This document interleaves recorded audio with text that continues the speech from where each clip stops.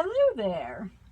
I was sitting here and I was doing some painting, and then I thought that maybe you guys would be interested in seeing this a little bit closer up and seeing how I'm painting on the wood, and at the same time, the way I'm doing it, I'm trying to eliminate as many brush marks as I can to get a smooth surface. But because this is, just plywood, now I did sand it, but it's still rough cut, so there's still a lot of texture in the walls that I need to get into.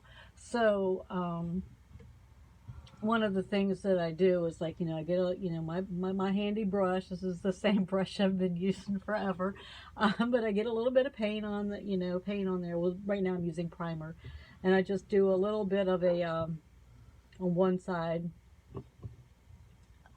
kind of wipe it off, and then I sit here and I go back and forth. You get you a layer of paint here, and to get it to spread and to get into those grooves, it's better if you keep the angle of the brush. So use the angle of the brush up against the wall, and as you're going back and forth, you are filling in all those little cracks and crevices. And sometimes I need to go have a little bit heavier paint, like right here, for example. There's a big, like, little hole in the wood. So with that, I get a little bit more paint on my brush. I wipe off one side, and I get all up in there, and I get into all the little spaces as best I can. And then, because I don't want it to look sloppy. So then I sit there and I go up and down, and you're going with the green of the wood. So to get the best coverage, you're going to go with the green of the wood. Get a little extra paint on your brush, in some of those places where you've got some deeper holes in there. And as you go, and you just keep doing this, you're going to get much better coverage. So we're going to just do a little bit more here.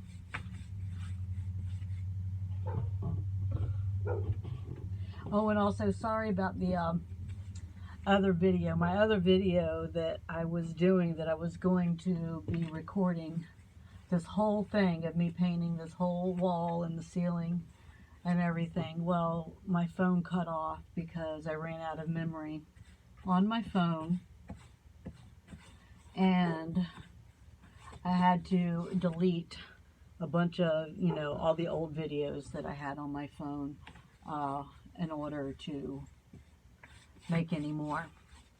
So I deleted all the videos that I had on my phone, and I uploaded, well, I'm in the process of uploading the one that I did. I did upload it to my computer, so it's on my computer, and then it's gonna upload from there. And so I'm using my phone again now to do some recording.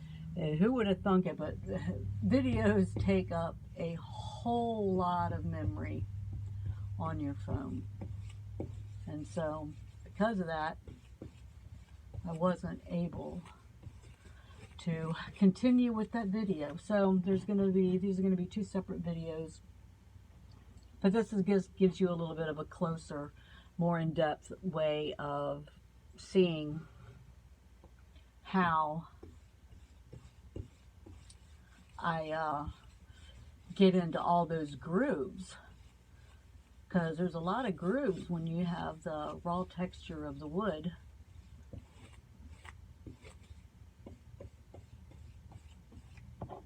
And that's how I do. That's how I do it. And when I want to go into, like, up here on the edges, because I'm trying to not get any paint on the windowsill, I will go, like, all the way across like this, back and forth, dabbing it into the little holes as I go.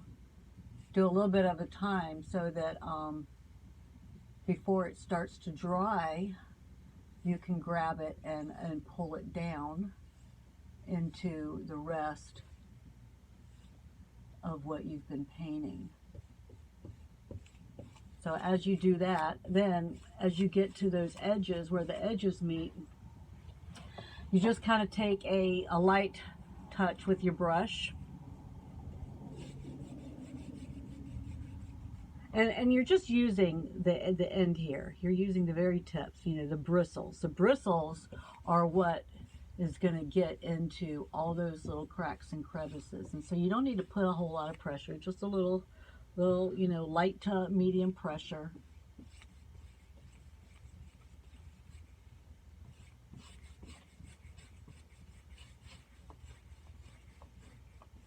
And I just find that gives a much better, smoother coverage once it's dry.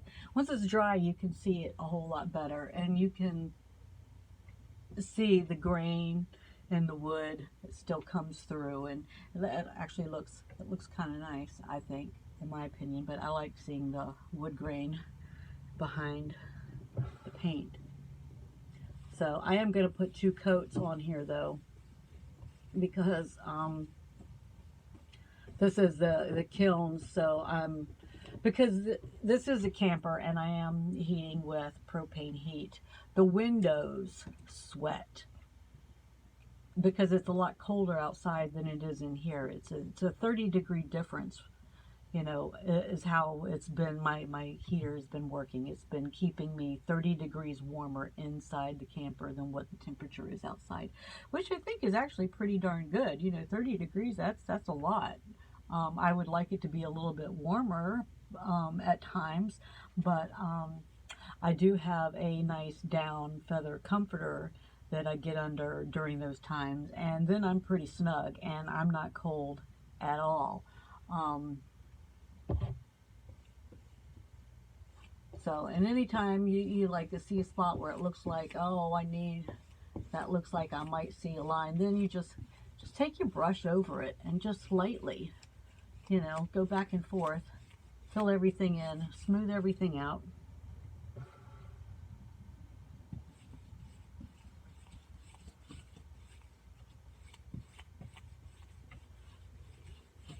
And just keep filling it in as you go, all the way.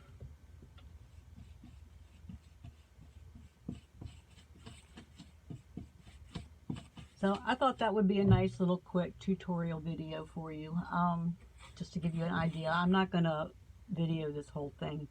I will, after I have gotten a little bit more complete, I will give you guys a video of the finish, how it's looking at the next stage before I start actually painting in color. So going to be doing 2 coats of primer everywhere first before I start any primer, and I'm hoping I'm going to have some proper wood here in the next week or 2 to work on this section of my bedroom, the section behind you. You guys can't see it, but I'm looking at it, the section where my bed is. Because I'm just, it's looking kind of clunky, and I'm sitting here and I'm looking at it and I'm picking out the colors that I want to paint everything, how I'm thinking I want to do everything. I've got some color swatches up and together so that I can see kind of what colors that I like. Actually, I'll show you if you want to see what colors I'm looking at and what I'm thinking. And this is something that I like. So I've got these 3 colors right here. It's light blue. It's called Peaceful Bedtime. Peaceful Bedtime. This green, sagey green, calming sensation, and this color right here, Gypsy Plum. So I want the blue. This is going to be my ceiling color. Then this like little sagey green here is going to be the color of my walls, and the Gypsy Plum is going to be my accent colors. So like this whole bed frame area, I want it to be in the Gypsy Plum. And any of the shelves and all that stuff that I put up, I want them to be in the gypsy plum. So I think it looks really pretty next to both, actually, to everything. It's a good accent color. And you want to have for color, whenever you're looking at color and painting a room, you need to have three different tones. You need a light tone, a medium tone, and a dark tone to give the best aesthetic appearance. That's one of the rules of color. And so I'm using the blue as my light. I didn't go for the light tone of the green, because then I would have had two lights and that wouldn't have worked as well. So I'm having the light tone, the medium tone, and the dark tone. And once we get to all of that and I start working on all that stuff, which is actually probably going to be the funnest part of this project, is when I start putting the color on the wall. I'm really, really excited about getting to that point. Because then once I get the color on the wall, it's really going to feel like my space, and then I can really start to relax, and I can get back to working on my art more, and my coping skills, and I can have get to where I can start doing, learning how to live in my space, because I don't know which one of my diagnoses causes this problem. But I I need things to be organized in order to function properly, and in order to be able to have everything working smoothly and efficiently for the way my brain works. But whenever I get into a new space, I'm completely disorganized for months, it seems. It takes me to figure out how to live in the space, and then where I want my things to be at in the space. And usually I have to move things probably 2, 3, 4 times before I get a nice flow around the room. And so the way it comes in here right now, it's like I'll walk over here, here's my front door, on my screen. So it's like my front door, and then this area here right now is just for the kitty cats. Venus is up here taking a nap. Say hi. It's all nice and warm. So she's taking a nap up there at the top of the tree. So this actually is going to be my art area where I do my paintings. And here I plan on having, shelves for all my art supplies. So all my art supplies will be here. My painting will be here.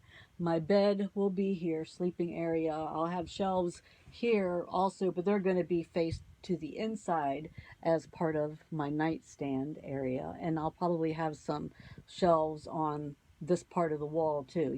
So it's your head area, easy to keep, reach stuff. It's like I like to have, the book that I'm reading, my journal, water bottle, chapstick, Vicks Vapor Rub. I use a lot of Vicks because I have allergies and my nose runs all the time. And yeah, the Vicks really helps with, keeping your nasal, because then my nasal passages dry out, it's just, but the Vicks helps. So I want to do all of that. And then this area here is going to be kind of, an extra seating area for guests, company, myself, whoever. I want to have it like a bench seat there. And, then of course, the kitchen is over here. I've got my refrigerator and then my countertop, and I've got to figure out where I'm going to put my sink, and, all my food stuff goes underneath, and under the bed over here, I'm spinning you guys around, sorry. Under the bed down here is where I'm going to have my cat supplies, my clothing, extra. I want to have a space down there to keep my finished artwork once I get things finished, so that I can have things accessible, to potentially sell in the future. So we're learning, like I said, we're learning to live, trying to. So yeah, so this is where we're at right now. Showed you the painting, and I will come back later, once I get more of this accomplished, and give you an update on how the camper is going. Okay now, bye. Be kind.